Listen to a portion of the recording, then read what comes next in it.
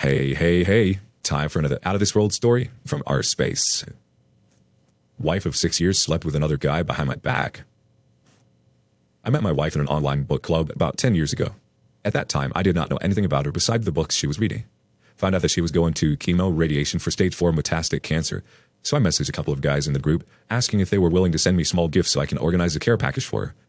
She received the package in the mail and was so happy, thankful, and appreciative.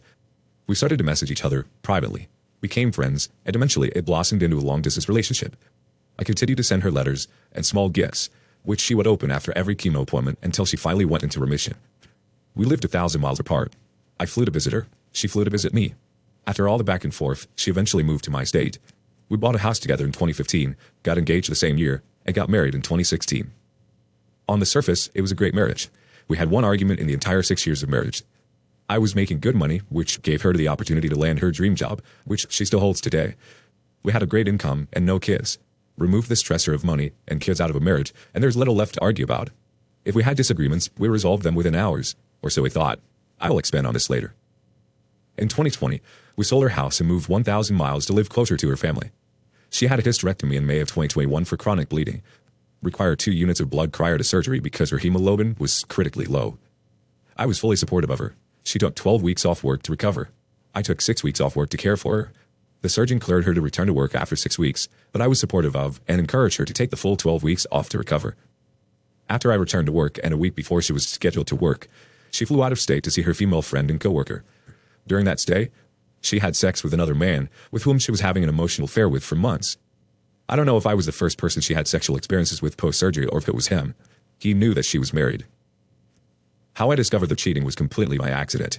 Last weekend, she was out of town for a conference. A couple of things, which in retrospect had no direct relation to the affair, occurred that gave me a bad feeling in the gut, and I went through her computer for the first time in her marriage. I saw the explicit texts and photos. I picked her up at the airport, drove her to her house, parked in the driveway, turned to her and said, "Look at me. I know everything. I know that you've been cheating on me. I have seen the photos and text messages. Here's what's going to happen. You're going to go inside and grab your essentials. You can go stay with your parents or friends. The next time you will hear from me will be through my divorce lawyer." She did not deny anything. As she was walking through the house to pick up her belongings, I was walking behind her because it felt like a stranger was walking in my house and going through our belongings. I never raised my voice or my hand at her, just like during our 6 years of marriage. During the entire process. After she left, I turned on the alarm system and stacked chairs against the front door. I was afraid that she'd come back if I fell asleep. I felt like an intruder was breaking into my house. I slept for a total of 50 minutes during the last 24 hours. After she left, my intention was to call a divorce lawyer the next day. I could not get a day off from my work. I texted her to come to the house. The title is in both of our names, so I was not legally allowed to kick her out before I left for work. I wanted to make sure that she was not going to do anything crazy in the house alone. We agreed to talk after a return from work. We talked for 2 days in a row. There was a lot of crying from both of us. What looked like a great marriage on the surface was marred by the lack of communication for 6 years from both of us. We both avoided conflict and instead chose to bottle in our feelings. We learned more about each other in the 2 days than we did over the course of the entire marriage. Every single issue could have been resolved if one of us put in a little bit more effort. While we shared some common interests, we could not relate to the interests which were most important to each one of us. On the first day, I blamed her entirely. On the following day, I started to blame myself for not being an attentive husband. After working from home all day, all she wanted to do was talk to me after I came home from work. I just wanted peace and silence after slaving away for 12 hours. She wanted to talk about social and personal issues which were important to her, but I did not even offer a listening ear because I could not relate to her experience. This is just a couple examples. There are dozens of others, and I don't claim to have been a perfect husband. I have my faults, but I genuinely tried to make her happy, at least as much and in ways I could. I found her at the lowest point in her life: abusive previous marriage, cancer, sexual assault, anxiety, depression, seizures, and future alcohol abuse. Excluding the affair, we will be getting divorced at the highest point in her life. She is in cancer remission, abstinent from alcohol for 1.5 years, no seizures for 3.5 years.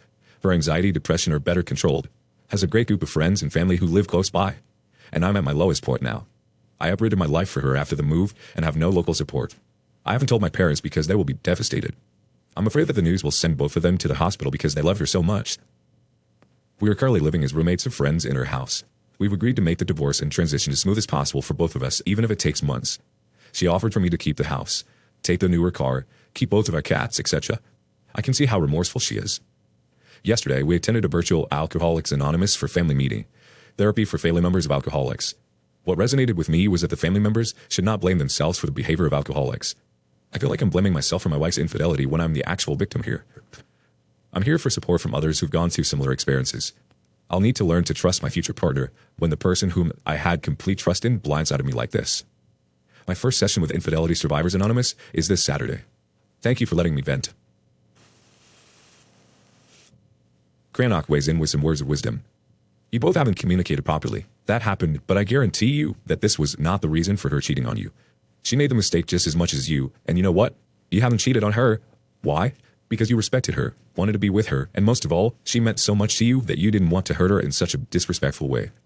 But your wife isn't like you. She didn't care about you or how much she would hurt you by cheating on you. She doesn't love you like you love her. The cheating was more important to her. Her cheating didn't happen because of attention issues or because you haven't communicated properly.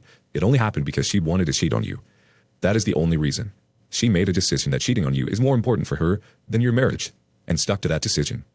Nothing of that all is on you. You and her had options, and while you made the choice to cherish her even though the marriage wasn't perfect, she made the choice to cheat. This is all about decision-making, nothing else. Please stay away from alcohol and drugs. They won't help you. Go to doctor and get tested for STDs. Better safe than sorry. Ask her to leave the house and stay somewhere else since you need time on your own to process what she did and to start leaving her behind. Ignore all her attempts to speak with you unless it is about splitting up the assets. You need to distance yourself physically and emotionally away from her as much as possible. Ask her to only communicate with you by mail. The less contact you have with her, the better you can start to leave her behind. Talk to someone you trust, a dear friend or someone else, and ask them for support. Meet with a lawyer as soon as you can to prepare your exit strategy. You are worth so much more than to be treated this way. She doesn't deserve it to have such a great partner like you in her life. Edit. Regretted what you wrote where you both are in life right now. She may be at her highest point right now, but from now on, her next downfall will begin. The only way for her forward will be downwards. She will probably start to drink again and get into the next abusive or codependent relationship.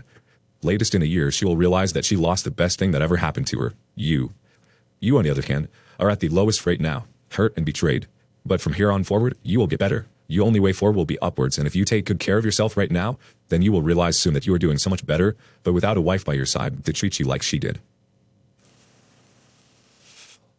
The OP responds, thank you. I really needed to hear this. An outside objective perspective. I'm not concerned about abusing drugs, alcohol, or other dangerous activities. This is not how I deal with the stress. Never have and never will. My coping mechanism is to bottle everything in, but I realize that this is beyond what I'm capable of handling on my own. Just posting about it is already outside of my comfort zone, as is participating in all my group therapy.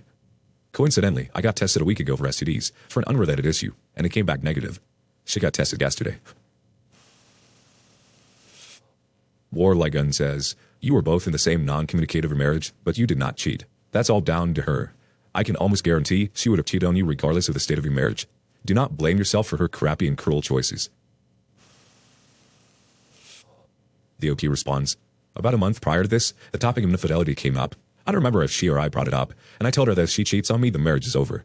I don't believe in marriage counseling to see if we can work out the problem, and I hold myself to the same standards. But when the actual infidelity happened, I started to blame myself, and I need help from others to understand why my brain is thinking this way, and how to stop blaming myself. I feel like the saying, everyone has a plan until I get punched in the mouth, is unfolding right before my eyes. Moving on. How I found out who my ex was cheating on me with. Back when Hurricane Katrina hit, I was working for a trucking company and went down to help with cleanup and disposal of the debris. After 2 years, I came back. I was told by my boss on Friday, I will be training somebody new, and Monday. So we're sitting at the rock quarry in the town I used to live in, and he brought up that he used to see somebody in their town. For conversation's sake, I said, really? What's her name? I might know her sister. It's not a very big town. He told me her name was Sue, a pretty common name, and I know at least 3 of them that live in this town. He goes on to tell me, she told him that her ex-old man was a truck driver, barely ever in town, and only to see his kids. I asked him what does she look like. He tells me she's about 5'3", has big boobs, curly hair, has 4 kids, and is a nurse. I tell him, let me tell you something about you. Your name is Dan, you live in, I won't mention the city, I mention other things, and finish it with, that's my wife you were screwing. I never saw anybody try to climb into a corner of a day cab tractor, non-sleeper. I grabbed my Nextel, keyed up my boss, and said, hey Tony, you know the guy I said I would beat the crap out of if I ever met? He replied with, yeah, the guy that was banging your old lady when you were down in New Orleans? I said, yeah, he's sitting right next to me. He replies with, next truck over. I say, no, passenger seat. And I say, it's 25 miles this short way back to the yard. You better start talking, or you better start walking. Turns out, my ex told him we were already divorced. She found him on a single-parent dating site, and no surprise to me, she turned out to be total psycho, texting him 30-plus times a day, even going so far as having his home phone turned on. There's much more to this than that. I won't get into it now. You've heard the expression, small world. You don't know the half of it.